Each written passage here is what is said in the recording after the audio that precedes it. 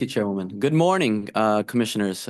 First and foremost, I want to thank you all, and I want to thank the Commission staff for helping us through this tenuous process of getting these projects here in front of you today. I know there were a lot of questions back and forth.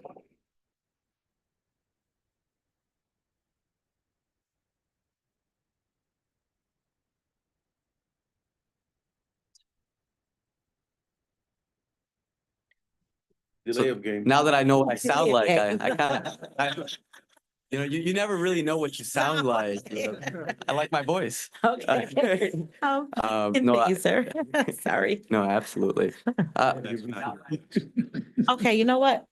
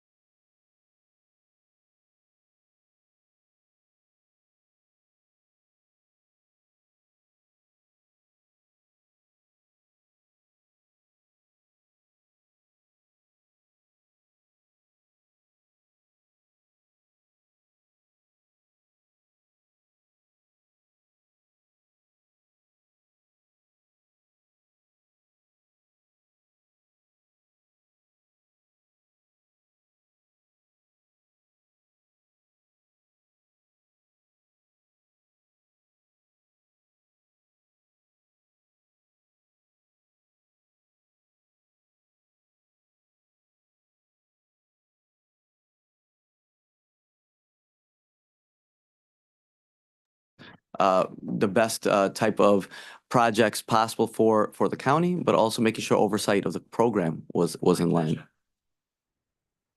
Thank you, sir. So what we were after batch two, and then we went into allocating dollars into revenue replacement, now known as the general fund the special accounts projects. We needed to make sure that we brought in the right folks. So we brought in our M&B team. We brought in our grants management team. We brought in Ernst & Young. We brought in the Allen Law Group to make sure not only compliance, but processes, monitoring, oversight was all where it needed to be and how it needed to be. And we're at a point where we feel comfortable, confident, and very strong about what we've been able to put together for you all. At this point, I'm going to pass it over to DeLorean Holmes, our Director of Economic Vitality, to give a quick overview of Batch 1 and Batch 2. Hi, good morning, everyone. DeLorean Holmes, Economic Vitality Division Director. So I'm going to go over our Batch 1 and Batch 2 projects. On the first color-coded page, you'll see kind of the categories we have projects in. So if it's red, it's under 50% spend or just at their 50% mark. If it's a light green, these are projects that we know we have invoices coming, so they should be at 70% by the end of October this month. For the white projects, those are currently no invoice received, but we do have reasons for those, which I will go over. And the green projects are projects that are at 70% spend or are fully completed. And then the purple color are internal projects. So that would be our sustainability. That is the land bank demolitions. That will also be the drainage project and the parks that were Batch 1 and Batch 2.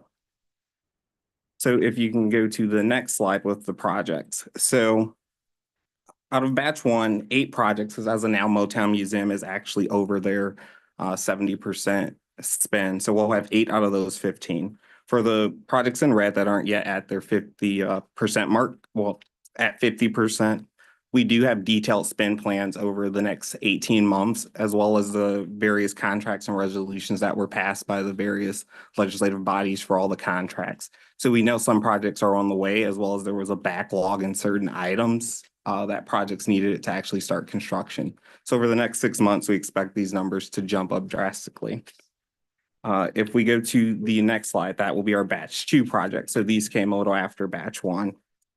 I'm sorry, let's stop there to see if there are any questions. We'll kind of go page by page for this part. Were there questions on the batch 1 projects and the status of these batch 1 projects? Any questions? Okay, all right. Batch 2.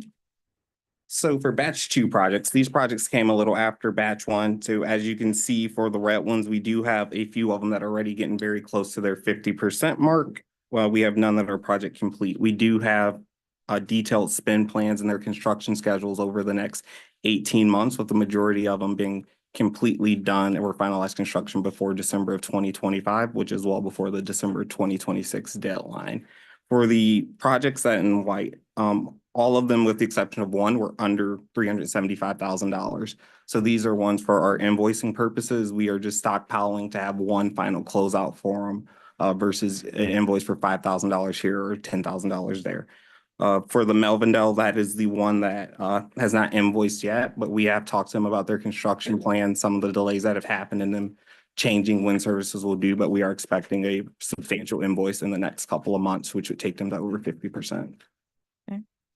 Any questions on this? Commissioner Clemente? Particular comment, I did reach out and looking at this proposal and document, and I reached out to the cities to make sure that things are going on, so. And they said that they've been working with you, so I appreciate that. Thank you. I was a little concerned when I saw that. We appreciate you, Commissioner. Thank you. All right, okay, go ahead. All right, and then for the next slide. So for the next slide, we took our just our batch 1 and batch 2 total project costs, total amount that the county contributed, which is 122.9 million. And with that contribution, that has directly led to $883 million in total investment throughout the county and the various commission districts. So out of that 122 million, currently right now, we have 24% of that actually paid, all invoices received and approved. Currently right now, we're at 28% of that amount for total invoices. So we're still going through some, looking to approve them. And as we know, with the IT glitches we've had, some of that has been delayed a little in the last couple of weeks. This is one that based off of the spend plans we have from all the remaining 18 projects that aren't done, we should be at about 75% within the next 8 months. Okay. Commissioner Clement, Recky. Thank you, Madam Chair. And if my memory is right, batches 1 and 2 are under a time limit, right? Yes, correct. So that is 2026? Yes. They have to be completed. Yes. Okay, thank you. Any other questions on this page? Okay, All right, so going into the next slide, we're going to start off with the 38.3 million, which was the last number that we had talked about at the last cow as we updated which funds that were remaining. But since that time, we've also did the SIMCA clawback that this honorable body had approved, which has given us roughly 68.3 million and some change.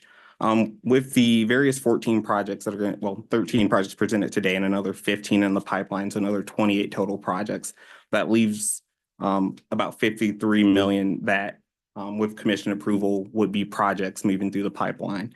The last number here, the 14.6, is a amount that we've set aside for various economic development strategies, contingencies, and construction related things that Director Shake will be able to talk about in more detail.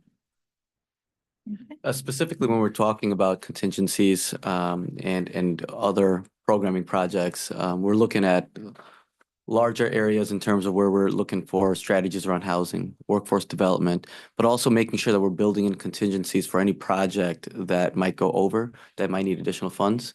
We're also taking a look at the market and construction costs and rising costs. We want to make sure that we have a blanket for any project that might need additional funds. Of course, it would come back in front of this body, but we want to make sure that we're building that in as a blanket for us to make sure that we are helping and ensuring that these projects get over the finish line. And these would be revenue replacement as in general fund special account dollars, not ARPA. Any questions on this page? Okay, all right. So these next pages are the, Not Not yet, yet. not Okay. just yet. all right, keep going. I'll let you go. So today in front of you guys today, we have 13 projects for approval. We have an additional project to make it 14 projects that we would like to still present to you all that would hopefully get onto a commission agenda for the next commission agenda. But if all 14 projects are approved, the $186 million plus the $883 million from batch 1 and batch 2, and this is about development investment that have directly been correlated to our investments from general fund special accounts as well as batch 1, batch 2, it's led over to over $1 billion of investment into the countywide. And this investment is critical as we've seen our bond rating go up to AA, and we want to continue to climb that route. All projects have gone through a risk analysis and will provide public benefit to the county. All of these projects have a collective benefit that have tangible and intangible advantages that the public as a whole receives from the county's investment. Some of those include job creation. When private projects create jobs, particularly in areas with high unemployment or limited economic opportunities, it can significantly improve the local economy and overall quality of life. Public infrastructure improvements. Public funds might be invested in private projects that improve essential infrastructure, such as roads, public transportation systems, or utilities, which the entire community benefits from. Affordable housing. Public funds can support private real estate projects that include affordable housing units, helping to address housing shortages and provide options for lower income residents. Health and education services. Private projects that establish or expand access to healthcare facilities, schools, or community centers that provide significant public benefits, especially in underserved areas. Environmental sustainability. When public money is directed toward private projects that focus on renewable energy, waste reduction, or environmental conservation, the collective benefit lies in improving environmental quality, which has long-term positive effects on public health and the economy. Economic growth and tax revenue. A private project that leads to increased commerce, tourism, or general business activity that can generate additional tax revenues, which in turn funds other public services like education, safety, or health services. Last but not least, innovation and technological advancement. Investment in private sector research and development projects can lead to innovations that benefit the public, such as breakthroughs in medicine, technology, and sustainability. Those are the areas in which when we're looking to vet projects and where does it fit? And how does it fit? And what kind of impact? And if it potentially could meet more than one benefits area, just to give you guys an overview. Next, I would like to pass it over to Lucius Anthony, our Assistant Director of Economic Vitality, to just talk and walk you through on what it takes for a project to get in front of you. The updated process for what a project has to go through from our TCM to get in front of you guys, just so you guys have a better understanding of what the internal process looks like. Good morning, Chair. Good morning, Commission. Good morning. I won't bore you with all the details, the day-to-day things, but I will kind of give you a quick overview. As Hassan and DeLorean mentioned, the 13 projects that we have before you, hopefully the additional project, the housing project, to make 14 projects, are being funded by the general fund dollars made available after the reimbursement of the county's eligible expenses, which was known as the SLURF ARPA dollars. Because of that, they must now satisfy the procurement ordinance. These projects are unique to their sponsors, and they have been selected through the county selection process, which was previously submitted to this body. The purchasing director has approved them as satisfying the requirements of the comparable source, and the documentation was also included in the approval workflow. So that was the biggest change between the ARPA funds and also the general funds, is having that special recognition as a comparable source. So those are the two slides. So I'll turn it back to Hassan to present on the presentations. Yep. And before we move there, just wanted to highlight, here we have Lucius Anthony, our Assistant Director of Economic Vitality, DeLorean Holmes, the Director of Economic Vitality, Sean Farrell here with the Allen Law Group. We also have here our Corp Counsel. We have many of our teams, project managers, as well as my Deputy Director, Mark Crane.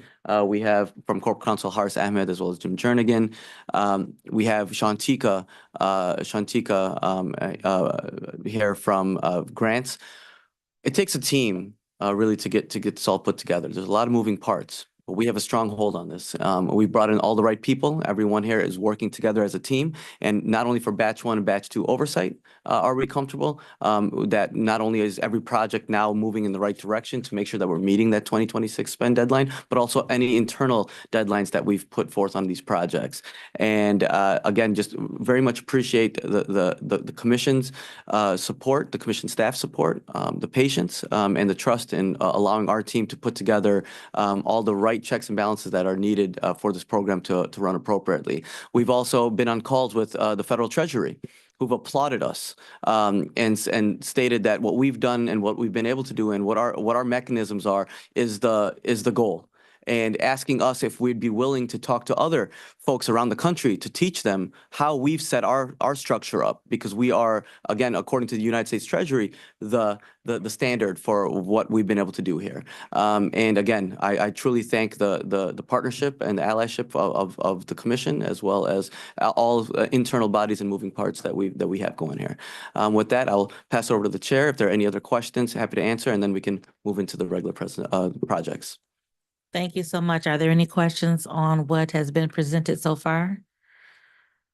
So with this portion, we do have 13 projects that today 13, just 13 today. There's a 14th one that's not ready yet, and that'll be on immediate consideration for full board we're going to discuss it today. Yep. So we'll ask the director to discuss the projects, and then after they have gone through all of the projects, so take notes, and then we can ask questions after all of the projects have been discussed by the director. And then we'll ask questions after that. So write notes as he's speaking so that you don't forget your question on each project. Okay, Director. Thank you so much, Chairwoman. Today we have 13 projects. I'm going to go through each one of them and walk you through each project. We also have representatives from each project. We have a packed house, and I want to thank all representatives who made the time today to be here in person, as it is extremely important for folks that are coming to us and seeking assistance and or grants and or dollars to make sure that they're here to show who they are and show that they care enough to be here in person. So very much appreciate them taking the time to do that. We'll go in order in the way that the projects have been listed on the agenda. So first up, we have the Ocean Suite Foundation on Urban Diversity. The Ocean H Suite Foundation on Urban Diversity project is to facilitate the restoration of the home of Dr. Ocean Sweet, a prominent African-American physician who moved into an all-white neighborhood, which led to a mob scene and a landmark lawsuit. Thus far, the house has experienced tremendous updates and restoration work. The funds from the county will be used for carpentry, painting, bathroom restoration, electrical, and landscaping. The total cost of the project is $756,952. Community contribution is $500,000. Contributions from other partners is $50,000. County contribution is going to be at the $226,952 mark. The project manager for my team on this project is Darcy Martin. And in person today, representing the foundation is Irma Thomas, the secretary of OHA's foundation. Irma, can you please stand and just wave real quick so they can see? Thank you. The service that the museum will have, it's going to, all proceeds from entry fees and donations will go toward the ongoing preservation and maintenance of the property, as well as creating resources, educational programming, and other types of programming that we run out of this museum. The collective benefit, the categories in which it fits under, is the education service category, the private projects that establish or expand access to education facilities, schools, or community centers that provide significant public benefits, especially in underserved areas. The next project is the Mack Avenue Corridor Streetscape in Grosse Pointe Woods. These improvements include converting the Mack Avenue and Vermeer road traffic signal from a diagonal span signal to a mast arm signal configuration, and improving the geometrics of the intersection to prohibit left turns at the signal. The Vernier Road and Sunningdale Drive intersection improvements include installing a mast arm traffic signal at the intersection with a signalized pedestrian crossing. Rapid rectangular flashing beacons are proposed on Mack Avenue at the intersections of Hampton Road and Ridgemont Road. Installing these RRFBs will improve the visibility and awareness of the pedestrians to the drivers, which will improve the safety of the current crossings. The total cost of the project is $2.5 million. The community contribution is $300,000. Contribution from other partners are $1,820,000. The county's contribution to this project is $380,000. The project manager for my team working on this is Cassandra Jefferson. I'm going to have my project managers also kind of raise their hand and wave them just so the commissioners know who they are. Darcy from the first project and Cassandra from the second project. Thank you. Okay, thank you. Representing the city of Grosse Pointe Woods, we have Frank Schulte, the city administrator. Frank, if you want to stand and wait. Thank you, Frank.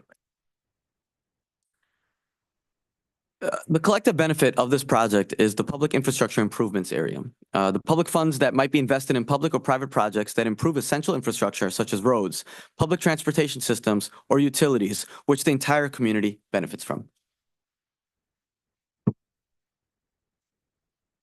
Next up, we have Paradise Valley. This project involves the renovation of Beatrice Buck Park, the centrally located public green space with improved streetscapes, hardscape, lighting, benches, pavers, sidewalks, and utility infrastructure. Additionally, 2 public plazas will be enhanced and 3 alleys will be beautified and activated throughout the area for public use. The project is divided into phases, enabling the Paradise Valley Conservancy to proceed with additional work as more funding becomes available. The total cost of the project is $13 million. The community contribution is $480,000. Contributions from other partners include $3,162,497. The county's contribution to this project is $2 million. The project manager for my team on this project is Xavier Ferguson. Xavier, if you want to wave and stand. Sounds good.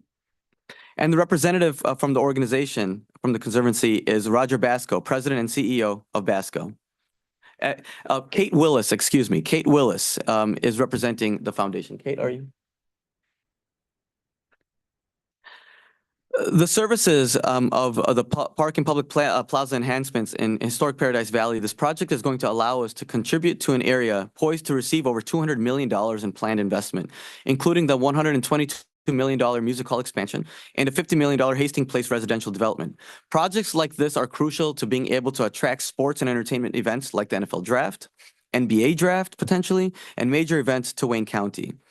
The collective benefit under which this falls is the public infrastructure and job creation and economic growth and tax revenue areas. The goal of this project is to enhance and amplify the culturally rich and dynamic character of Paradise Valley to create and maintain a high-quality entertainment destination.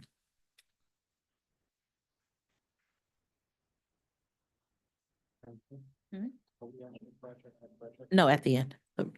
Take your notes, write your notes. Put me in line. Okay, thank you. Will do. You're first in line. The Nankin Square and Amphitheater. This is a project in Westland. This project is envisioned as a catalyst to strengthen and support the commercial and residential areas adjacent to the Westland City Hall. It will become Westland's town center with programmable space for the public. The park will include a walking trail, play areas, nature play area, adventure play area, gardens, and boardwalk entry from the City Hall. The total cost of this project is $12.5 million. The community's contribution to this project is $9 million. Contributions from other partners is $1 million, and the Wayne County's contribution to this project, if approved, is $2.5 million. The project manager on this from our team is Xavier Ferguson. And representing the city of Westland, we have James Godbout, the deputy mayor, and Kyle Mulligan, director of Parks and Recreation. I also saw the city planner for Westland, if you want to take a stand right there. Moayub. The service for this public space, it's going to transform an area between the City Hall and the Westland Mall site. This development has the potential to spark investment on a massive property located in a key area of the city. The collective benefit in which this would serve is the health and education services. Private projects that establish or expand access to healthcare, facilities, schools, or community centers provide a significant public benefit, especially in underserved areas. And then the public infrastructure improvements area, where public funds might be invested in private projects that improve essential infrastructure, such as roads, public transportation, systems, or utilities which the entire community benefits from. Next up, we have University Commonwealth in the city of Detroit. University Commonwealth is a volunteer organization that has been supporting the businesses along the Avenue of Fashion and Livernois for many years. The program will provide businesses with educational seminars and one-on-one, no-cost professional consulting to include business development and strategy consulting, accounting and tax preparation, technology services and real estate services, and to organize business outreach events to draw shoppers to the Avenue of Fashion. University Commonwealth's business courses will provide entrepreneurs and business leaders with the knowledge, skills, and resources necessary to build and sustain businesses. And this project for us is part of a larger whole. When we're looking at workforce development countywide, we have the Wayne Link program that recently launched. We're also looking at other areas in which we can add to our county-wide initiatives for workforce development, entrepreneurship, as well as small business growth. And this project falls underneath one of those. So it's a singular project that's here in front of you today, but it's part of a larger whole. The total cost of this project is $500,000. The county's contribution is $500,000. The project manager from our team on this is Cassandra Jefferson. Cassandra? And representing University Commonwealth today, we have Michaelin Roberson. The services for this project, it's going to support organizations that are giving support to local businesses. This project is part of a larger package of small businesses supporting programming coming to the near future, which will be coming in front of you, some of which you've already approved and some of which will be coming forth in front of you in the other base of the projects that we talked about earlier today. Collective benefit for this project is economic growth and tax revenue. A private project that leads to increased commerce, tourism, or general business activity that can generate additional tax revenue, which in turn funds other public services like education, safety, or health services, as well as job creation. When private projects create jobs, particularly in areas with high unemployment or limited economic opportunities, it can significantly improve the local economy and overall quality of life. Next up, we have the Minnick Park Place. Minnick Park Place will create both affordable senior housing and space for family-friendly restaurants with additional retail space. It will satisfy a significant housing need while fostering new commercial opportunities, creating new community gathering spaces, and eliminating a blighting and influence in a key intersection of our neighborhood's largest commercial corridor, Grand River Avenue. The total cost of this project is $22,303,718. The community's contribution to this project was $1,560,000. Contributions from other partners are $14,803,718. The county's contribution to this project, if approved, is $2.5 million. And the project manager for this project is Xavier Ferguson. Representing Minnick Park Place, we have Michael Randall, the Executive Director of Graham on Rosedale Development Corporation. We got a seat up here, brother, if you.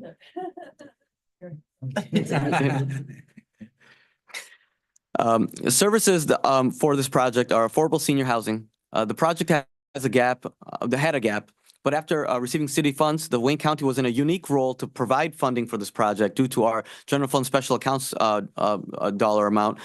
This is a project that we normally, if we didn't have these dollars, wouldn't be able to fund due to the city of Detroit receiving its own home and CDBG dollars, the federal dollars. So a lot of times we don't invest in the city of Detroit because of that. This is a rare instance where we have the ability to do that on a housing piece, which for us is crucial when you're looking, again, this is one of those projects that's larger, part of a larger whole for us when we're looking at creating a larger housing strategy countywide. as well as knowing that there's going to be significant investment from the state of Michigan in affordable housing. We've had, having conversations with Mishta and others. We want to make sure that we're doing what we can to put ourselves in a position to go after whatever future funding there might be available to enhance our ability to provide quality, affordable and attainable housing countywide. And investing in projects like this show that we have we're putting our money where our mouth is, and that we have experience, and just putting us up in a good position to go after future funding as well. This collective benefit that this would fall underneath is the affordable housing. Public funds can support private real estate projects that include affordable housing units, helping to address housing shortages and provide options for lower income residents.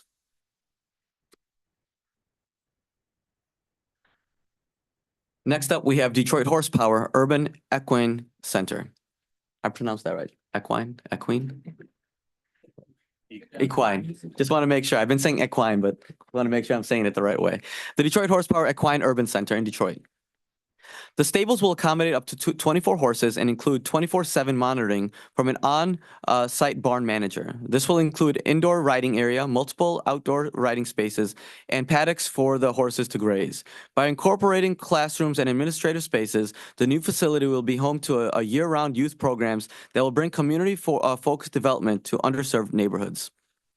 The total cost of this project is $9,549,896.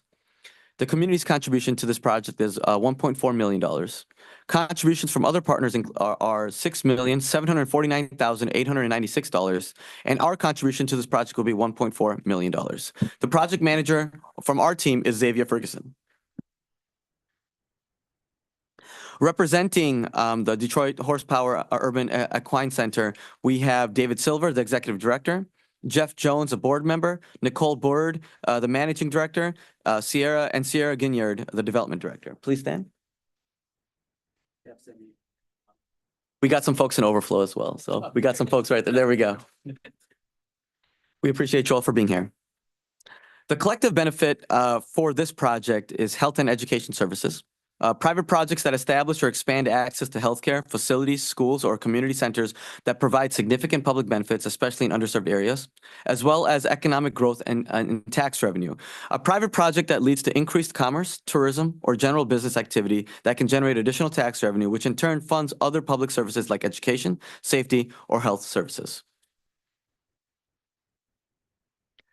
Next up, we have the Rouge Gateway.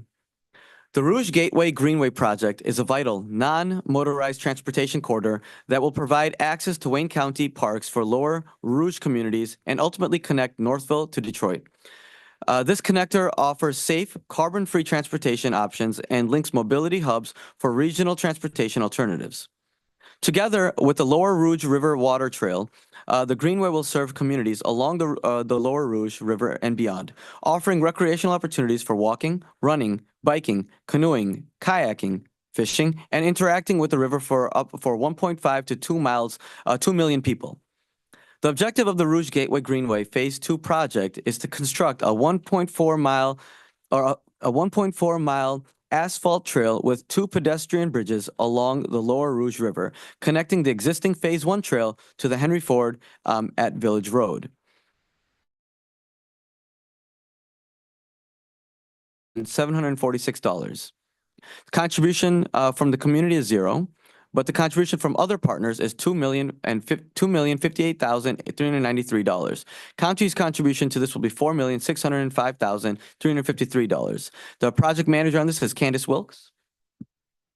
And representing the Friends of the Rouge is Herman Jenkins, the program manager.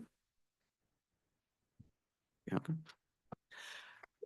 This project will overlap 5 commission districts, multiple commission districts, and will be extremely impactful.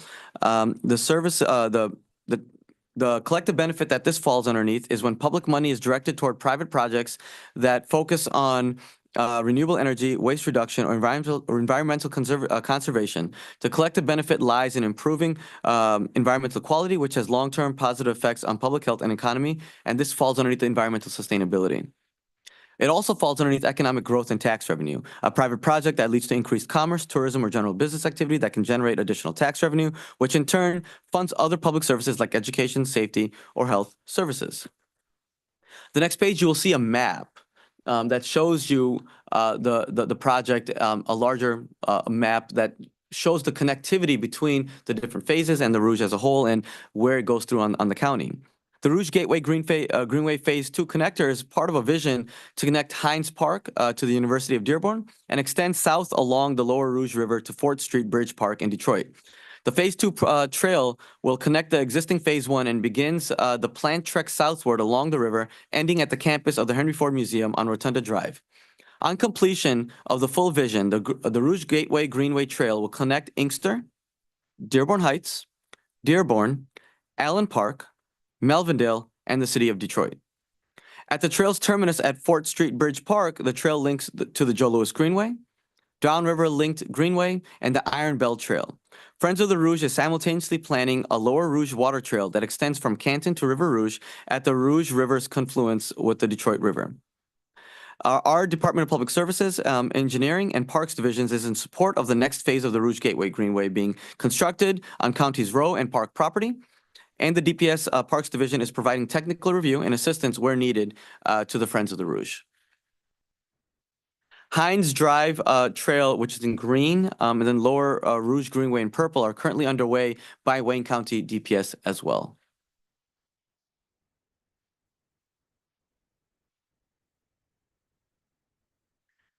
Next up, we have the Brownstown Township Community Center. The Community Center Revitalization Project aims to transform the aging community hub into a modern, inclusive, and energy-efficient facility. Key focuses include creating accessible spaces for senior programs, securing office areas, adding versatile meeting rooms, and incorporating energy-efficient systems. The renovation will enhance senior services, improve accessibility for Meals on Wheels, and upgrade building systems for safety and health. Additional goals include enhancing accessibility for individuals with disabilities, supporting neurodiverse programming, and upgrading walkways and parking. The total cost of this project is $4 million. The community's contribution to this project is $1 million. Contribution from other partners is $1 million as well, and our contribution to this project would be $2 million. The project manager overseeing this is Candace Wilkes. Candace? And representing the Brownstown Township, we have Brian Peters, the Township Supervisor. Hey, Brian. I like the smooth. We also have Supervisor Ed, are you there? There you go. Hello. The collective benefit for this project is the health and education services. Private projects that establish or expand access to healthcare, facilities, schools, or community centers that provide significant public benefits, especially in underserved areas. Next up, we have the Echelon Mission Accelerator. This is also another project that we see that's part of our county-wide initiative of workforce development, entrepreneurship, and small business programming. The Department of Defense Office of Small Business Programming is looking to establish a rapid innovation accelerators in cities across the United States that will provide cybersecurity workforce development solutions to those cities. The scope of this effort includes the establishment of an RIA in Wayne County, Michigan. The RIA will equip the workforce community with the skills and knowledge required to identify, assess, and mitigate cybersecurity risks, promote cybersecurity best practices, and assist participants to enter the cybersecurity workforce. The program will be established in conjunction with the federal, state, and local stakeholders and colleges and universities and other community-based programs that focus on education and trained or skilled workers. The total project cost of this will be $20 million. The Echelon's contribution to this is $3 million thus far, and the county's contribution to this will be $1 million, with the remaining funding coming from federal and state funding. Today, the project manager on this will be Xavier Ferguson. And representing Echelon, we have Tim Johnson via Zoom. You don't necessarily have to say hello, Tim. We appreciate you being on Zoom. The services that this will provide is cybersecurity training, rapid innovation accelerator. Will train the Wayne County residents to be prepared for jobs, contracts in the Department of Defense cybersecurity contracting space. The objectives of the workforce development program are to develop a skilled and knowledgeable cybersecurity workforce in Wayne County that can address the rapidly evolving cybersecurity landscape. The project will be a phased approach. The collective benefit under which this falls is innovation and technological advancement, investment in private sector research and development projects that can lead to innovations that benefit the public, such as breakthroughs in medicine, technology, or sustainability, as well as job creation. When private projects create jobs, particularly in areas with high unemployment or limited economic opportunities, it can significantly improve the local economy and overall quality of life. If you don't mind, I'll take a sip of water real quick. Next up, we have Merritt Park in Detroit. Give Merit Inc. acknowledges the importance of incorporating diverse community perspectives and fostering collaborative partnerships in local projects. To ensure inclusivity and transparency, the organization has actively involved community members of all ages, neighboring businesses, sports enthusiasts, and youth development professionals throughout the park planning process. The Merritt Park Neighborhood Council, consisting of 13 youth and 7 adults, facilitates direct input and engagement from residents, driving the project forward in alignment with community needs and aspirations. The objective of Give Merit is to foster community cohesion by serving as a curated neighborhood hub, offering diverse activities to engage youth and promote learning. Specifically, the program aims to alleviate blight and environmental concerns, enhance youth physical activity and free play, provide accessible recreation options, foster community connection and engagement, and expand learning opportunities and employment prospects. The total cost of this project is $15.5 million. The community's contribution to this was $500,000. Contribution from other partners include $10 million, and the county's contribution to this would be $2 million. Project manager on this project is Candace Wilkes. And representing the Merritt Park or Give Merit Inc. today is David Merritt, the founder. The services that this park space would provide is a state-of-the-art gym, multi-purpose facility. The project objectives are to remove neighborhood blight, environmental concerns, increase youth activity, and the other items that we added above. Again, it falls underneath one of the benefits that we had also listed above as well. Next up, we have the Hamtramck Parks improvements in the city of Hamtramck. As part of its lease with Hamtramck Public Schools and commitment to the community, Detroit City Football Club has made extensive capital and cosmetic improvements to the stadium since moving there in 2016. However, significant needs remain. The facility's restrooms are too small in a number and size to handle the demand for major events. Additionally, the site is situated within a larger park system without publicly accessible restroom facilities. With the installation of new restrooms, we expect to be able to serve visitors and local park users, which will be a major benefit to our operations, leading to greater enjoyment of the recreation district. This will be also in Veterans Park, which is also housed in the Negro League Stadium, the historic Negro League Stadium, which was one of our projects from the CDBG projects as well. So it would enhance their bathrooms and make sure that it makes it a better space and a venue to not only bring in tourism, but also events for the community. On this project, we have Cassandra Jefferson from my team. And then representing, we have Thomas Habits, the executive director. Welcome, Thomas.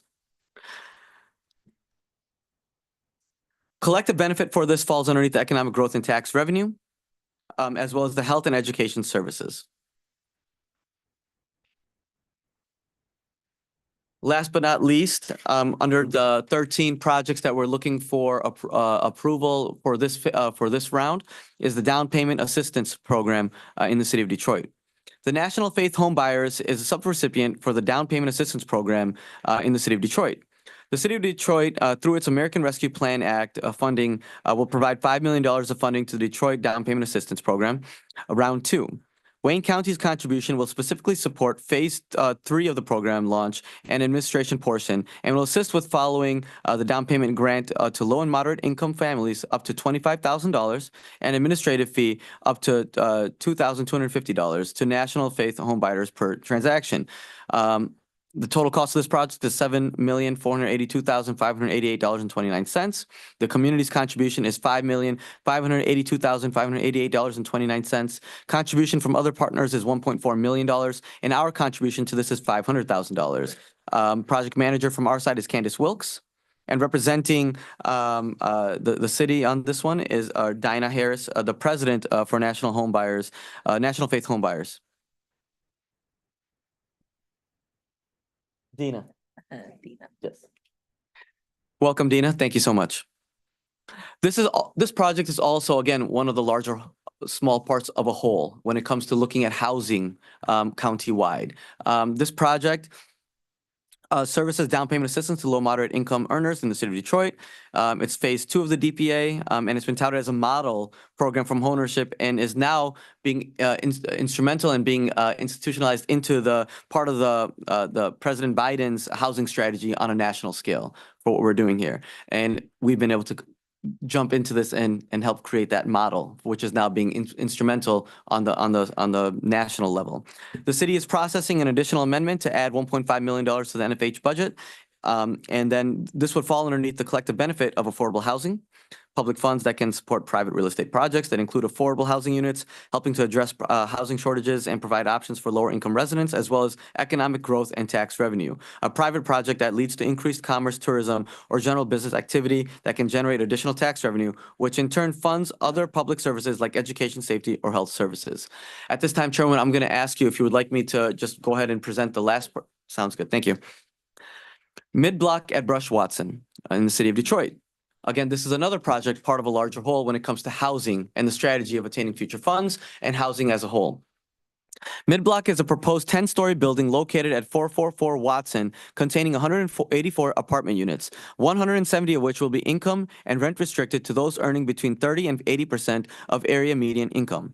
Mid-block will contain a mix of studio, 1-bedroom, and 2-bedroom units. This development will help meet the neighborhood needs for affordable and workforce housing.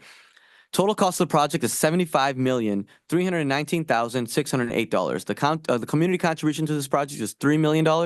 Contributions from other partners is $67,819,608, and the county's contribution to this project will be $4.5 million. The project manager to this on this one would be Candace Wilkes, and representing the developers here, we have Mike Essian, the vice president. Welcome, Mike. The services that this will provide is affordable housing units in Brush Park, Detroit. The county is getting more involved in affordable housing, as we mentioned, and other ways, and we're looking at other ways to get funding from MISHDA, from HUD. And while this project has a gap after receiving the project had a gap, and after receiving city funds, the county was in a unique role to with the prior as well connected with the other project, where we can provide funding for a housing project in the city of Detroit, where historically we haven't been able to. And it's a project that puts us in a position where we can show that we've invested in a housing project that puts us in a great position to go after future funding as well. The collective benefit that this falls underneath is, again, affordable housing. Public funds that can support private real estate projects that include affordable housing units, helping to address housing shortages and provide options for lower income residents. And with that, Chairwoman, I will pass it back to you and happily answer any questions that this honorable body has of us on these projects that we just presented to you today. Okay, thank you so much, sir. Per your words at the beginning of your presentation, these projects fall into one of 4 categories: workforce development, health and public spaces, housing, affordable housing to be more specific, and education. So I like the broad range of how we're looking at all those different aspects, because those are the things that our communities need more of, especially when it comes to affordable housing and with the public spaces. We all enjoy having more nice public spaces across Wayne County. So thank you for that presentation. I would like to start a list. Now, first on the list, we have Commissioner Killeen. Thank you, Madam Chair. And good almost afternoon, Director Shake. Good afternoon, sir. I note that 3 of these projects are short on funding. A $20 million project that has a $3 million contribution from the company and $1 million from the county. Ekala? And there's a few others, and I'm not calling these out as individuals, but can we send them the county contribution without the appropriate community or business support for these projects also? Or do So- we have to make sure that the proposal that comes to us is funded as they say they're going to fund it, and then we add our contribution?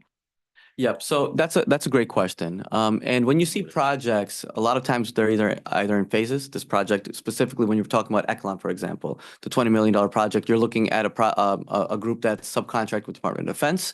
So you're looking at federal funding as well as state funding that's going to come in and fill in those gaps. And then again, always within our contracts that we write out, at any given time, whenever we see and if or we see a project that's not upholding its end, and again, as we mentioned, we have such great monitoring systems put in place now that if we see anything of that sort, we always have the ability to pull back the contract and pull back these funds. And these are general fund special account dollars that don't have any guidelines on them, but each project has provided us a timeline, and we're holding those folks to those timelines as well. So the monitoring is going to be extremely close, and we're going to make sure that these dollars are spent in the way that they're supposed to be spent, and have constant communication. And we built these systems in place for those purposes. So on some of these, I'll call them shortfalls for now. Funding gaps, whatever you want to call it. The people we're working with are saying, yeah, we're going to get a grant from the federal government or something for this, right? And that will fill the gap. Yes. And that's all part of your monitoring. So on every one of these programs, there are plans to have the funding up to, okay. Absolutely. Okay. Absolutely. Now the follow-up on that is reporting to the commission. We got a status report on batch 1 and 2s today. There's still work to be done on those. Mhm. Some of those, we're just starting in on these. So as far as reporting to the commission on the status of these, so that we can see, okay, now the gap has been, is that it? Pardon? I was saying satisfied. The gap was satisfied. Yeah. But to get the reports on those, I'm looking for like a monthly report to the commission, maybe to our economic development committee, saying we have all of these projects and here's all the statuses on a monthly basis. Happy to work with this body to figure out whatever cadence works best. For us, we're happily there now. In terms of being able to put together the systems and all that in place where we're now going to be looking forth and moving these projects out. So reporting to this body, to whatever body, the Economic Development Committee, we can work whatever body that we can decide, but happy to work with this body to figure out what cadence and or what body and how you guys want it to be reported. That's not a problem at all from our end. Well, and I think that it might report to a committee, but I think all commissioners need to see it. Happy to do that. So with these projects, then we may send our contribution before the entire project costs are covered based on, we know what's coming. If that never happens, then the other funding, how do we claw back our contribution? Yeah, so if the contract isn't met, if the stipulations of the contract aren't met, we're able to claw back our funding, and then we would, again, these are general fund dollars, so we're not going to lose these dollars. Then we'd have additional dollars to then invest into other projects. Okay. Well, I hope we can work it out, Madam Chair, that we get, I think, a monthly reporting, keeping up on this. This is a lot of dollars. I think. Delorean, did you want to add something to that? Yeah, I did want to add something. So all of these funds will be reimbursement based on invoices they send for work done and their scope and budget. So for 2 of the 3 projects, with the gap, those are ones that we know are actively in conversations with other foundations to put funds in, and they wanted to see, is this a real number we're getting from them? So for example, the Paradise Valley, this is one that overall the entire district is a $13 million project. But phase 1 of the project, for example, if it's the Bardbuck Park, could be where our funding contribution goes to in the construction side or one of the plazas. So with the ones with gaps, we looked at projects that have an overall total not higher development cost, but can be budgeted into phases. So if our funds go into it in phase 1, phase 2 are complete, that project's done. And then they would have to get the remaining funding on like a latter phase. So what we didn't want to do is come in and say, oh, this is a $3 million project when that's like the part of the project we're doing. And we wanted to capture the total investment amount for that entire project in the various phases. Yeah, that's what Thanks, Delorean. Director Shake referred to earlier. Because with the reimbursable also, want to make sure we're getting reimbursed when the projects are done, part of the reporting. So I hope, Madam Chair, we can work out a regular reporting so all commissioners know. Yep.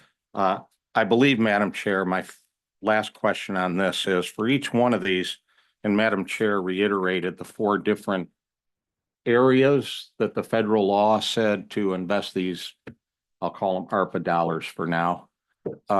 It's actually seven areas. I just to Say again? it's 7 areas in which we can invest in. Just want to. 7, yeah, there were right, under the law.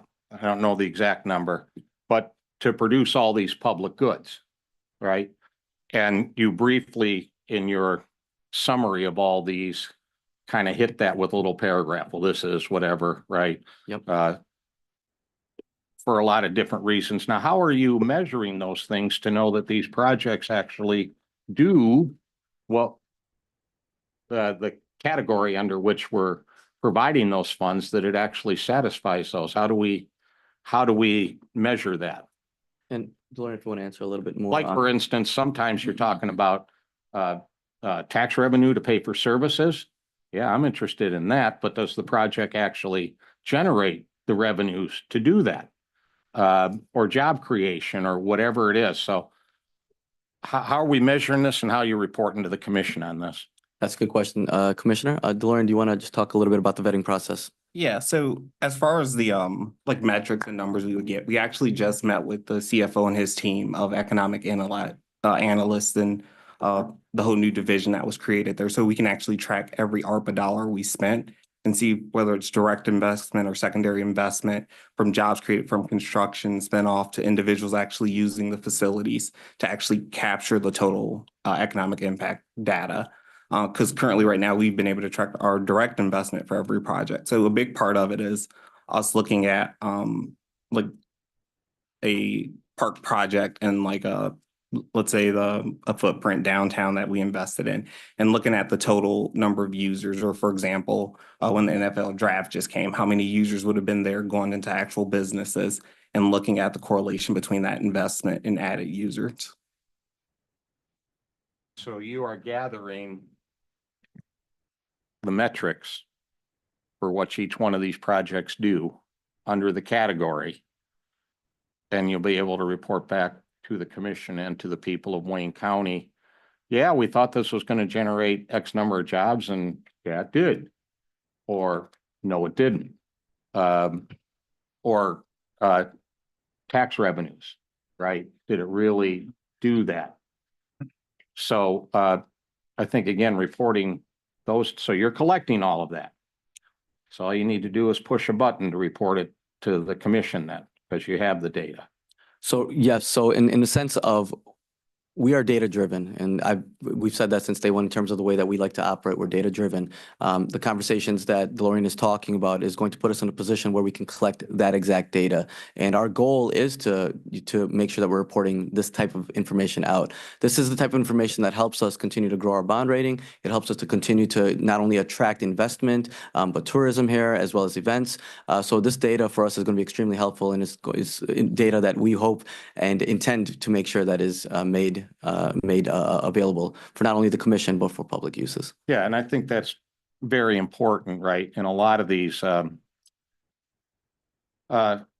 investments like this, right? I think a lot of times the public is like, yeah, they say it's going to produce all this revenue and it's going to be all these jobs. We know that ain't going to happen, right? And there's kind of a cynical viewpoint of a lot of these dollars. And so I would like that to be a part of your regular reporting, to say this is the status, this is where we at, this is what we know about these projects. I know the projects go out a couple of years. So, and what I don't want to get lost is 3 years from now, everybody's forgotten. Understood. Right?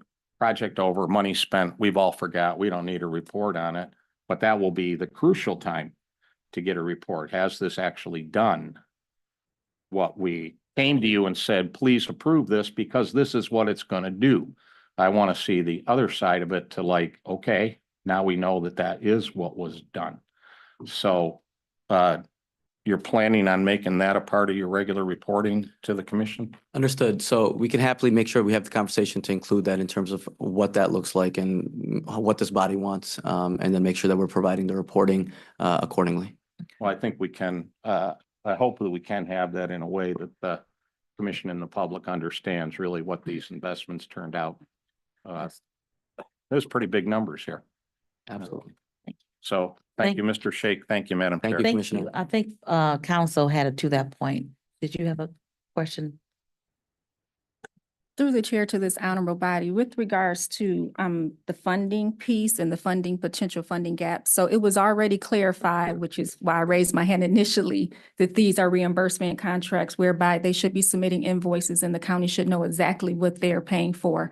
But these contracts also include language that we normally don't have in contracts, which indicate that if the projects are not complete by a certain date, then the county has the opportunity to seek reimbursement of its funds. So now how practical that is and how that actually occurs when you're talking nonprofits, that'll be for the Department of Corp Counsel to figure out. But however, they did include that type of language in here to try to ensure completion of the projects. I'll also state that staff also inquired about what the county would be funding, because some of these are such large projects.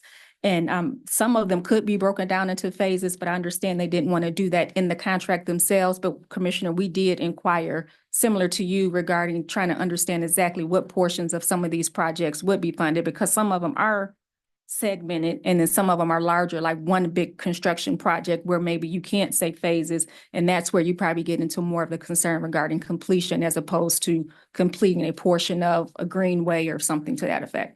But I just wanted to indicate that there is that language that they did add to the contract to try to secure and protect the county's investment. Great. Thank you, council. Madam Thank you. Chair, I think that's exactly what she said. That's why it's important to get updates, Absolutely. right? Because some of the timelines may change, funding, blah, blah, blah, so that we don't lose track. Thank you, Madam Chair. Thank you. Commissioner Dobb? Thank you, Madam Chair. Okay, I've got a couple questions. So there, I think most of, or all of the contracts for the nonprofits say that it is not clear if the nonprofit will have sufficient resources to reimburse the county. Is there any way we can get financial reports from these nonprofit organizations? Have they been asked to submit them? So you're talking about specifically the nonprofit organizations that are in this project in terms of their personal financial reports for their organization or for the project? For their organization. For their organization. Is that something, Sean, is that something that we did in the process with Shantika? That wouldn't be part of the full risk assessment. We would look at the. Put your microphone on. Sean Farrell, Allen Law Group. So when we do a risk assessment, we look holistically at the entity, we look at their board, we look at a lot of different aspects of how competent they might be and how much they'd be able to adhere to the contract. Looking at a full financial report has not been a part of that today. Okay, what about board membership for each of these nonprofits? Can that be submitted to the commission? That can be submitted to the commission in terms of any board members or anything of that sort in leadership. Okay. And this is for just the nonprofits? Yes. On item number 5, the University Commonwealth.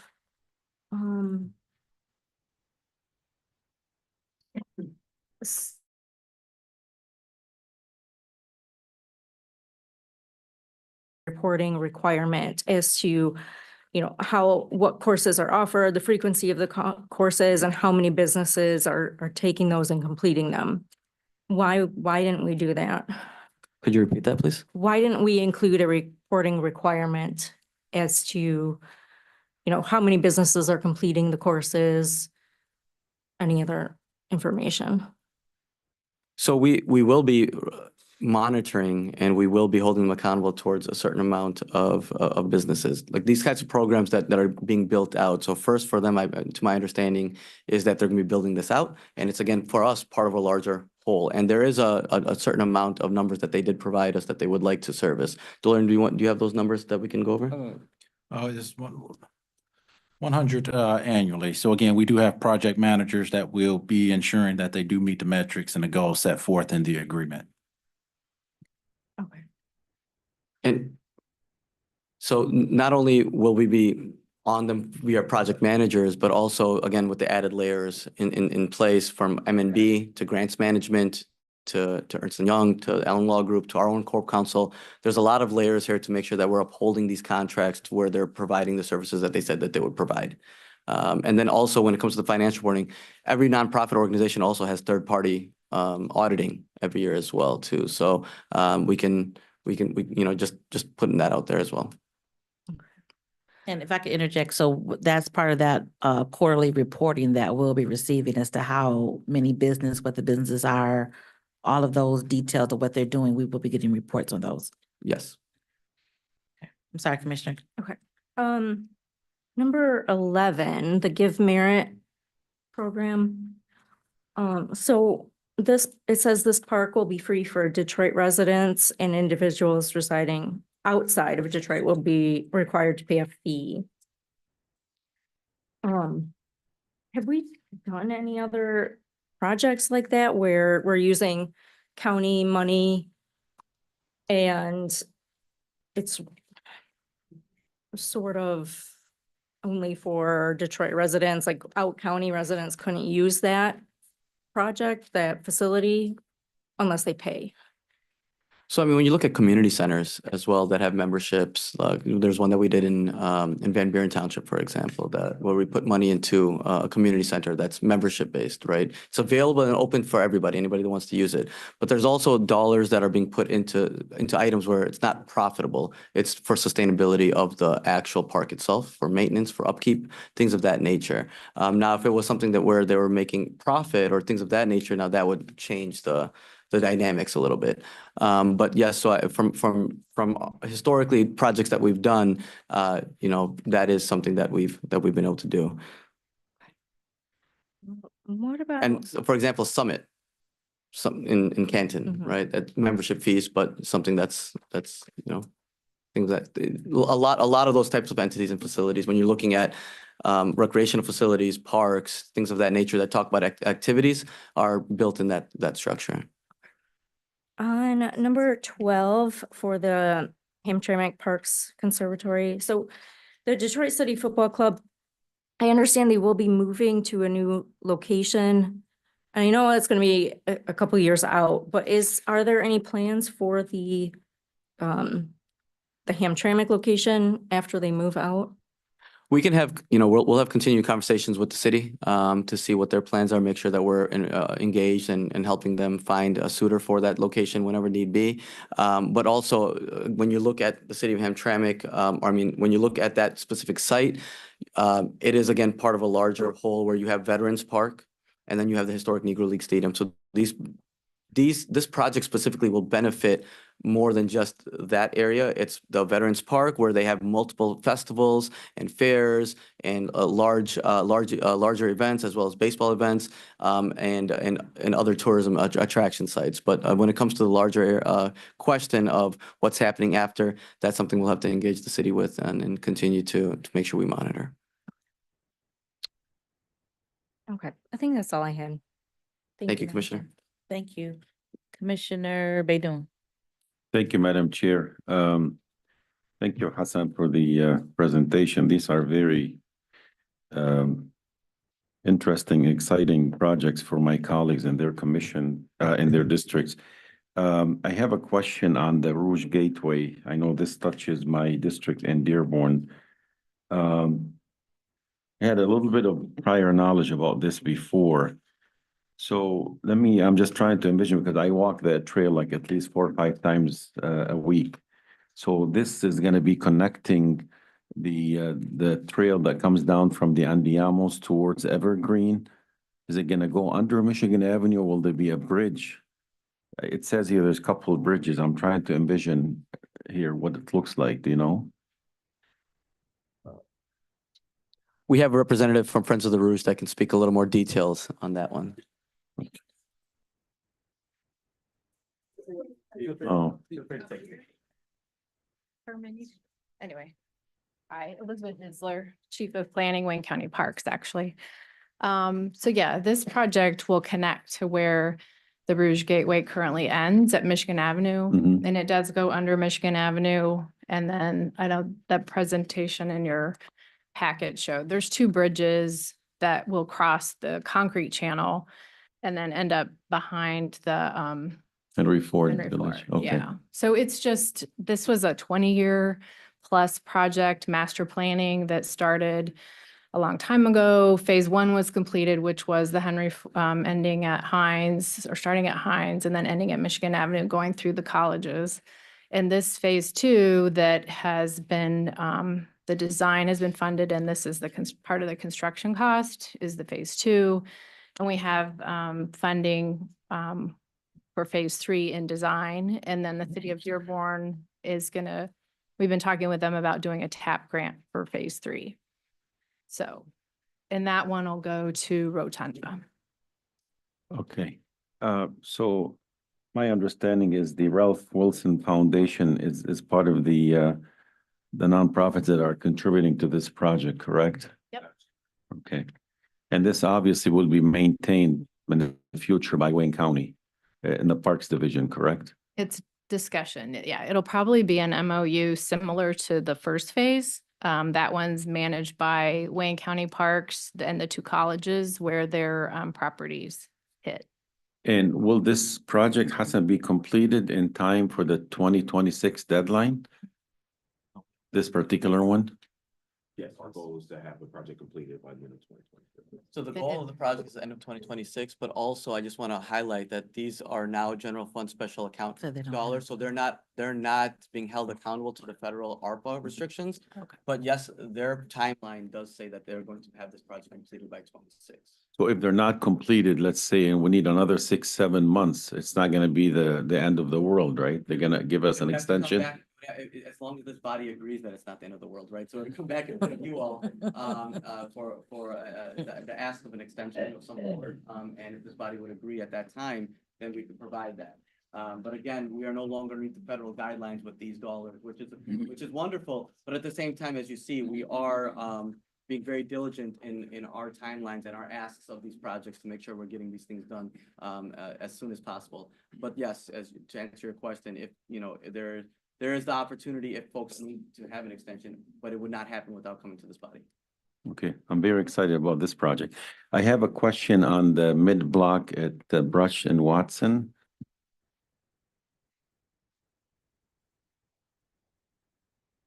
This is very exciting for, whose district is this, Commissioner? Yeah, I'm very excited. I'm all about affordable housing for, low to moderate income residents.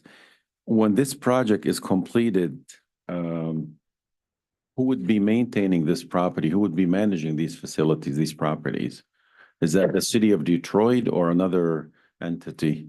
So this is a private development. Oh, private This is development. a private development that's going to have public good that's attached to it. So the maintenance of this would be responsibility on the private side. Okay, thank you. Thank you, Commissioner. I think council had a question. You're not, okay. Okay, Commissioner Kinlock? Yes, just wanted to say, thank you, Hassan, for bringing these projects through. I'm sure that you're taking into consideration a number of the questions specifically about the reporting as it relates to these projects.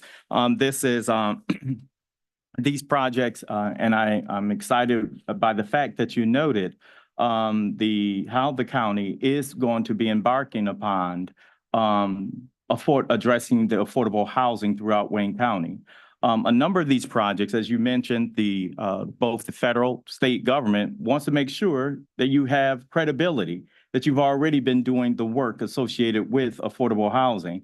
And because those are going to be competitive dollars. So I'm glad that you brought these projects that will lend to that type of support, that type of example of how we're being on the forefront of already being engaged in affordable housing. So I want to thank you and your team for doing that. Also, I'll need you to, because a number of the questions are centered around the credibility of these projects. I not only want you to talk about how you did the underwriting for the projects that's in front of us today, but it's important for the commission to understand that you also went back and your department had to get other clarifications for those existing projects, which made it even more, took some time to deal with those projects who hadn't at that time fulfilled certain commitments that created a delay for these projects getting before us today.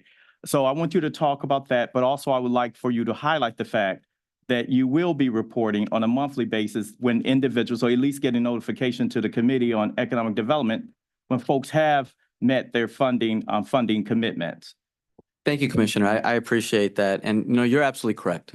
When it comes to us being in a position to go after additional funds and putting us in the best position to create impact and create programming around housing, workforce development, a lot of it is, hey, what experience do you have? Have you put your money where your mouth is in the past? And that puts us in a position because these dollars are extremely competitive. One thing I also want to comment on when it comes to data, you know, we have the ability to get data and info from contractors based on the contracts. When it comes to our ability to report, we'll make sure that we're pulling all that data down. Well, again, we'll work with this body to make sure what that cadence looks like, what's wanted and needed in the reporting, what body that's going to go to, and we'll set that up. Because we do feel that that is the best way to make sure that we're continuing this wonderful partnership, allyship, relationship to make sure that these projects are moving forward. When it comes to Commissioner, I appreciate you bringing up the history of what's gone into getting us here today. You know, when I was first brought on board with economic development, we were just, you know, we're bringing batch 2 in front of you all at the tail end of it. Since then, we've been able to bolster up our department, adding business development managers, adding project managers, adding directors and different positions that have allowed us to add to our capacity. Which is better monitoring, better reporting. We've also now been able to, since then, go back through and vet batch 1, batch 2 meticulously and make sure that whichever project that might have been suffering, why are you not getting the spend? Where are they at? What are their individual needs? Being able to assign project managers to each project was extremely helpful because now they're getting that hand-holding that they needed. And now, since we've come in, there were projects at the beginning that were on par to not make the spend deadlines. But now every single project is on target to meet their deadlines. There's not a single project that we are worried about, and that's due to the added capacity, but also the systems that we've been put in place now. Moving to the next level of compliance, of making sure that we have the right people brought into the right places, looking at the dollars, bringing in Ernst & Young, Allen Law Group, working with our M&B team. Bringing in, making sure our corp counsel is even, they've always been involved, but being a little more creative in terms of how and what we're asking of them. They've been intricate. Horace and Jim and team have been incredible. When you're looking at also now adding in Shantika from the grants division, these are all folks that weren't necessarily involved the way that they needed to be at the beginning stages. But now bringing them in, we have a team, and folks know exactly what their responsibilities are, and this is moving like a fine oiled machine. And that's what we've gotten it to. And again, had conversation with the Federal Treasury. And the Federal Treasury has given us, applauded us in terms of what we've been able to do here, not only with batch 1, batch 2 and our processes and the systems that we set up, but also in terms of what we've done with the general fund special accounts. And again, have asked us to talk to other municipalities and other governments across the country and sharing with them our experiences and best practices that we've been able to set up here. So I'm very proud of the work that we've been able to do, not just on the staff side, not administration, underneath the leadership of Mr. Evans, but also alongside with all of you. And it's been wonderful being able to work with all of you and commission staff to get us to this point. Thank you. Thank you, Madam Chair. Thank you. Council? Through the chair, with regards to reporting, so just to clarify, the contracts themselves do not contain any reporting requirements for the contractors to report back to the county, other than detailed billing, which is in every contract. With regards to reporting to the commission, so these contracts, like batch 1 and batch 2, do not contain the subcontractor information, which we normally get. And so what we'll do, and the department knows this, what we'll include in the resolution is that they're required to report back to the commission when those subcontractors are selected, since that information is required to be submitted. They just don't have it at this time. So similar to batch 1 and 2, we will be including that reporting requirement in the resolution. And the department has already agreed to ensure us that they will submit those contractors in a timely fashion once they are known for each of these projects. If there are other reporting requirements, such as when all the funding has been secured, we can also add that to the resolution if we are advised to do so. But I just wanted to clarify that the contracts themselves don't have reporting requirements, but we can include certain information that we require, that this body requires of the department in our resolution. Madam Chair, Mhm. can I ask that we also include when the funding mechanisms, when they come into place, the various funding gaps and, that When they. the other funders contribute, make their contribution. That's correct. Would like that to be part of the resolution. And I did want to clarify as well. So from our understanding, section 10 allows us to ask for all data and records. But even then, from the way that the way that we are going to be monitoring, we will be holding them accountable and making sure we're getting all the We're information. saying, but that information making its way to the commission as Absolutely, well. absolutely. Okay. Commissioner Marecki. Thank you, Madam Chair. And, we changed our passwords on Friday. I didn't get any emails till I walked in and saw the analysis today. So I apologize if I'm asking something that's in our analysis. But one thing to start, am I missing something in this presentation? We had phase 1 and phase 2. Is that what you call it? Batch 1, batch 2. Then it's not called batch 3, but we had more projects that we approved that we don't have an update on, like Livonia's Senior Center. I don't see that section of projects, or did I miss this? So that would have been the first general fund special account project. Okay. So we did a batch 1, batch 2 update with the Livonia. That's going to be in the next round of updates because that's a loan project. So for these now, these are the additional ones. So once we come in there, you'll get the full updates on those. Okay. That one was just approved. They're underway. But It was a general fund, but it was still the ARPA funds that went into the general fund, right? no, those are general fund special account projects, post ARPA. Post ARPA. Post ARPA. But, okay, Those are dollars that no longer are ARPA dollars, no longer. that's what I meant. Yep. I meant post ARPA, Yep. but originally Yep. it would have been a batch 3, but they changed it Yeah, over. so Okay. for that project, in addition to any project that you guys approve, that will be provided to you in the reporting, and you'll see all those. Okay, so just a couple of questions, like on the MAC project, it's noted that there's a $1.8 million fund from other parties. What would our other parties be for a road project like that? It's got the city or whatever's contributing to it, but what would these other contributions be from? So other contributions for it could be from like the Michigan Department of Transportation or any federal Department of Transportation grants or funds they apply for. Okay, all right. Yeah, please.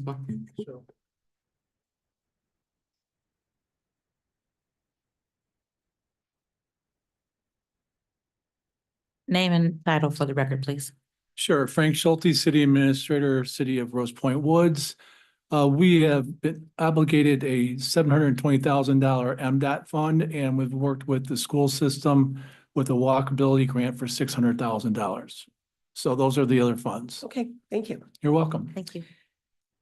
So just 2 more questions.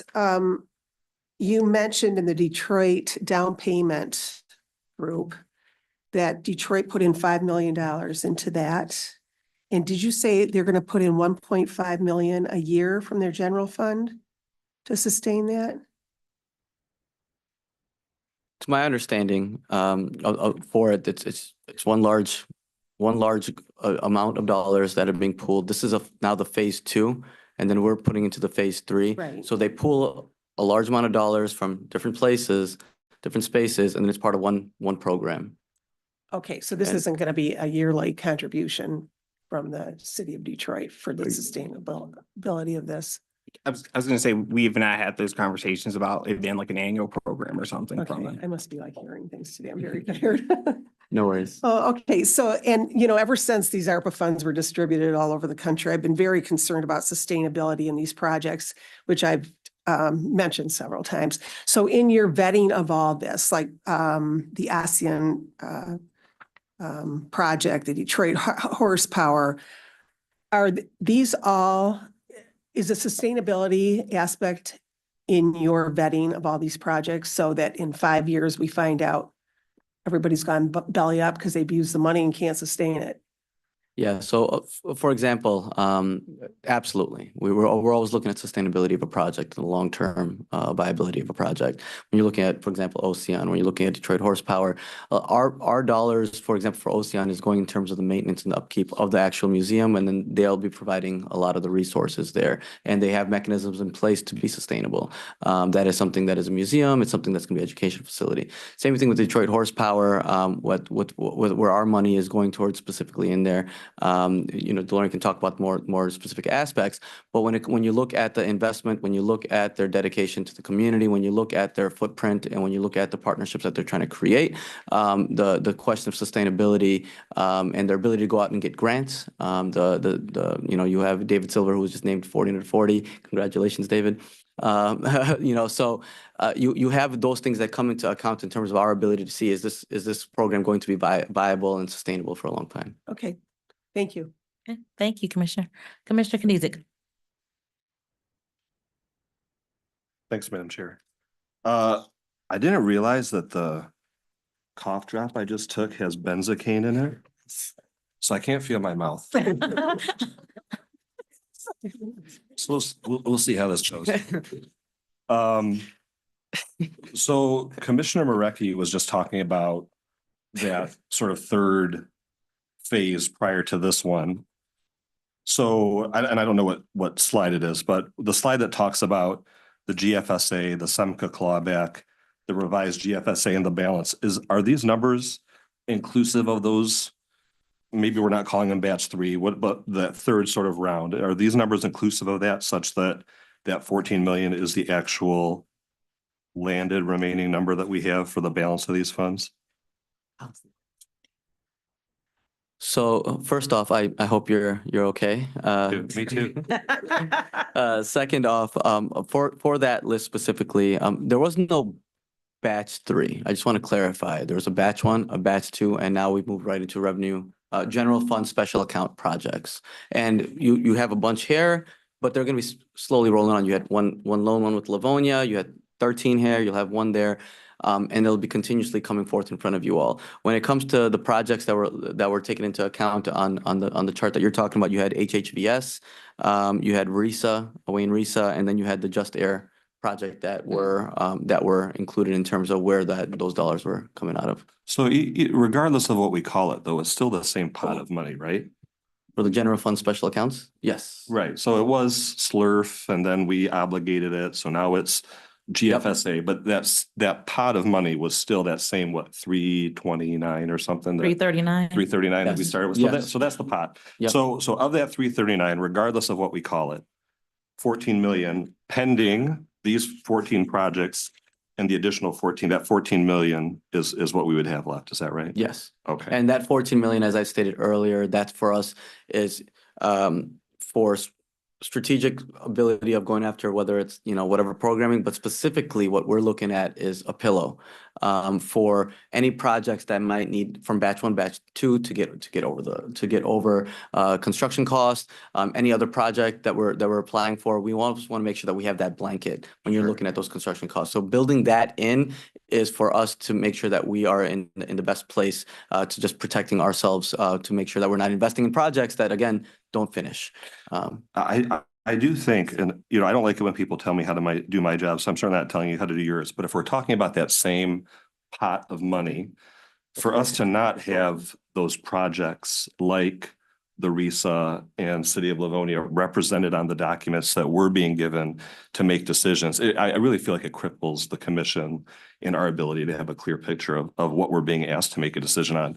And I'll use that to flow into, and maybe this is a little soapboxy, so if you'll bear with me, Madam Chair, why I feel like it's becoming increasingly more difficult for me to square some of this circle, right? So if you look at batch 2, there was an internal project that we did for Ecorse Creek, right? Cuts across 9 different communities, $10 million. I think that first phase of it went through Lincoln Park. Now we're into Dearborn Heights. I didn't know about that until we reached out and asked for an update about it and learned that we've already done 2 reaches in the city of Dearborn Heights, which I'm thrilled about. And I'll give credit to Chris for getting the update on that. But for me, as we're thinking through the money that we have, the money that we're going out the door, the money that we've obligated for this project in particular that isn't being given to my community, but certainly impacts it. Trying to get a clear picture of the dollars that were appropriated, what that drawdown or spend down rate is relative to the percentage of the project that's been completed, that would be helpful for me to, again, inform some of the decision-making about future projects. And to that end was wondering, you know, I asked this the last time we had this conversation, what am I doing wrong? What could I be doing better to be a better advocate for my community? It becomes, again, increasingly more difficult when we're talking about $300 million, $1 billion worth of investment across the county. And I have to go back to Inkster and say, not a penny. And I have to go back to Dearborn Heights and say, not a penny. And to me, it's again, I'm not deficit thinking with it. It's not a take from this to make it that. We're talking $300 million. It's a both and as far as I'm concerned. But as we're looking at, you know, being asked to appropriate these dollars, drawing down to that $14 million pillow, which I 100% agree we should have, it is difficult for me to go back to my community and say, after years of this work, and hundreds of millions of dollars going out the door, you get absolutely nothing. And I don't like to have those conversations, you know, publicly like this, but if that's the only venue that I'm afforded or the outreach that I'm given to have that conversation, I wouldn't be doing my job as a commissioner for Inkster or for Dearborn Heights. So I'll put that on the record. Maybe you can talk about it a little bit, these 14 other projects that are coming down the pipes. Maybe it does satisfy those issues or requirements. I don't know. But what I have in front of me now, again, just being candid with everybody, it's hard to get to a yes with the information that I have in front of me. So thank you, Madam Chair. Thank you, Commissioner. Go ahead, Director. I hear you, Commissioner. I appreciate the feedback. Appreciate that. I'm happy to sit down and talk with you, and kind of work through what we are doing in, for example, City of Inkster, and what's happening in certain other areas of the county, you know, and what projects have touched what areas. But happy to have those conversations, and I'm always available for you. Absolutely. Thank you. Morning, Commissioners. Haris Ahmed with the Corporation Counsel. Just wanted to clarify something, and this is also why Director Schick is being precise about this, where he keeps on insisting.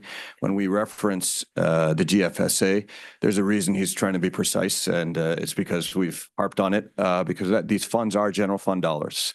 And it's very important that we refer to them as general fund dollars because they may have been freed up by the reimbursement by the ARPA SLRF dollars, but that are not the ARPA SLRF dollars. And it's really important because they are not subject to the same regulations because of that. So just wanted to put that clarification on the table and why he's being so precise. What do you call that? A legal moment? Thanks, Horace. Okay. Thank you. Thank you. And as we continue legal moments, I think our council has a question or comment as well.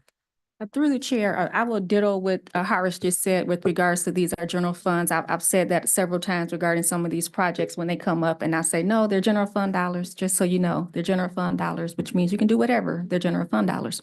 But the clarification I wanted to make is with regards to reporting. There is language in the contract with regards to invoicing that says that they must submit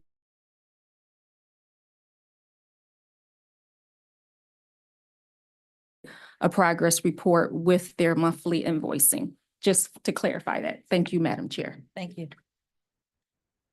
Okay, thank you. Commissioner Clemente? On that point, so Livonia, I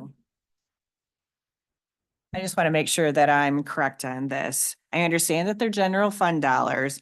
So Livonia, RISA, Just Air, and there was one more you mentioned. Those are projects that were under the general fund dollars after the batches. Yes, Correct. correct. What was the fourth one? HHBS, HHBS. Okay, very good. And then, if we can just go back to the 10 million that was under ARPA and, the clearing, the maintenance lane, is that through you guys or not? That's the Drain Commission, right? Can you clarify? I'm just. So you're talking about from back in the ARPA projects, batch one? Yes, Okay, yes. Gotcha. That's a DPS. Yep, the Okay, DPS. all right, never mind then. Oh, yeah, it is in here though. Yep. North Branch, Ecorse Creek. Yep. Okay. So I have a DPS question. I'll ask them. Thank you. Okay. Okay, thank you, Commissioner. Commissioner Knizik? I was trying to be generous with how I characterized this in my remarks earlier, recognizing that it was one corpus of money, and again, recognize the legal nuance here too. But if we're gonna siphon this off, then as we're only talking GF dollars, then I'm gonna amend what I said about it's hard to get to a no when 2/3 of my communities have gotten nothing, to it's easy to get to a no when all 3 of my communities have gotten nothing, because 0 have had any consideration under this new general fund pot of money. So I just wanted to amend my remarks there. Thank you, Madam Chair. And that's Dearborn Heights, Inkster, and Garden City. Garden City. Okay, thank you. Sure. Did you have a director's response to that? We'll have additional conversations. Dearborn Heights has been touched, and there's other. Slurf ARPA dollars. That's a separate pot of money that we're not talking about. So since we're talking about GF dollars, 0 to my 3 communities. Those are your words, not mine. All right. Okay, Commissioner Clark Holman? I make a motion that we approve this and send it to the full board. Okay, it's a motion to approve and move items 1 through 13 to full board. The support, Madam well, Chair, 13 is on here. I'd asked to be added to the list earlier. Say it again. I had asked to be added to the Oh, list I'm earlier. sorry, you are not on the list. Okay, okay, discussion, Commissioner Anderson. Thank you. Thank you. I just, I'll try to make it quick. You know, the couple of things that I had questions on have been already addressed, but I did want to express my concern, a couple of them, that the practices and processes of the different organizations, some of these organizations that we've all learned recently about Conservancy. One particular Conservancy, doesn't need to repeat the name of it, but that has had some major issues and is under investigation. So I'm hoping and that we are being very careful that these organizations can follow through, that they have the ability to follow through, that there's been an examination of those organizations to the point that you feel comfortable with that. With those organizations, that they are going to be able to follow through, that they're legitimate, they're looked at the historical data that's available. Again, thank you for the question. Yes, in short, yes. So we've done our vetting. We have our systems in place. We have the monitoring in place. The contracts have put us in a position where we can make sure that we're ensuring that the county is protected. And again, when each party, if it's a nonprofit, for example, they all have their own auditing processes. And as council clarified as well, we'll be able to access data, you know, financial reporting as well as other types of reporting as well, which will be provided to us via these projects and organizations. And the other, one of the other things that I had written down also was sustainability of those organizations and ability to follow through. One of the things I did want to mention that the projects, I believe we had requested the projects that did not make the cut. To get a list of those and reasoning for why they did not make the cut. If they didn't, if there was a shortcoming on their part, I think a lot of us would like to reach out to those organizations within, or whether it was a local government, about what, to try to get that conversation about going and to see if there's still room for them to apply for the dollars, the grant dollars. So if you could make sure we get that back before the next, we do this again. And there's, I am concerned that the lopsidedness of some of these grants or the projects that are coming out that as is mentioned by my colleague across the table here, that there's been a lot of communities that have just been either very shortly covered as far as the money they're receiving or none at all. And I'm trusting you at this point, but I guess I'm putting you on notice too, that I want to see some additional consideration for those other communities that have not been touched by the dollars that have come from the federal government. I hear you, and I appreciate that feedback, and we'll make sure that we continue our cadence and communications. All right. Thank you. Thank you, Madam Chair. Commissioner Garza, then Commissioner Clemente. I'll go ahead and defer to Commissioner Clemente. Commissioner Clemente. Thank you, Madam Chair. I just want to double check before we move this on to full board that we have everything in the contracts that we have discussed that we want through council. Is like the reporting to us back, like Commissioner cleaned, is there anything that we need to amend, or is that all sufficiently in there that we'll get what we need from the department?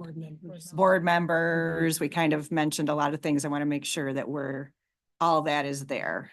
So through the chair, I don't believe the contracts, anything that we've discussed today will require a contract amendment. The commission resolution will require reporting back for subcontractors and funding. I will follow up with the department with regards to the list of board members to get that prior to full board, but that will not be in the resolution because that's something you want prior to voting. And if there's anything else I missed, hopefully staff has it and we'll make sure we obtain that and get that to you before Thursday. So like Thursday, like 2 days from now. Okay. Okay, thank you very much. Thank Okay, you. thank you, Commissioner Garza, then Commissioner Kinlock.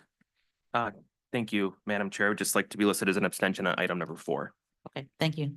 Commissioner Kinlock. I'd like to note that I'm doing like to abstain on the Ocean Suite item. Number 1, thank you. I'm on board. He's abstaining on number 1. I'm abstaining on number 1. All right. Yep. All right, there's a motion on the floor, and just for clarity, they spoke about the mid-brush, is that it? The mid-block at Brush Watson. That was not in our packet to move forward in this motion. They're working on it still, so it may come to full board on Thursday as immediate consideration, which is why it was discussed today. So the motion is to move items 1 through 13. It was moved by Commissioner Clark Coleman, supported by.